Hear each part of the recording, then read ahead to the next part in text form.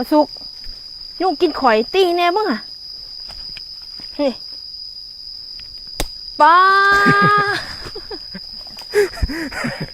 ตียุ่งบ่ได้ตีคนนี่ฮันทุกคนเอ้ยตะโพดอะไร ไปจะขึ้นไปไหนนี่ป้าทำผุน ยังไหวลายเจ้าก็ละโอ้ยตากล่องข่อยสิเป็นวินเหยาะล่ะ มาในบุมาหน่อใหม่โอ้ บ่มีบ่รับมีข้าวมุกเจ้าสิยังไหวลายเจ้าก็ละบ่สุกเจ้าเคยเอาบ่อยู่ป่าหน่อไม้ โอ้ดีนะนางบอกได้นี่นา เคยบ่ลองบ่จักดอก2 ดอก ดีนายกับโอ้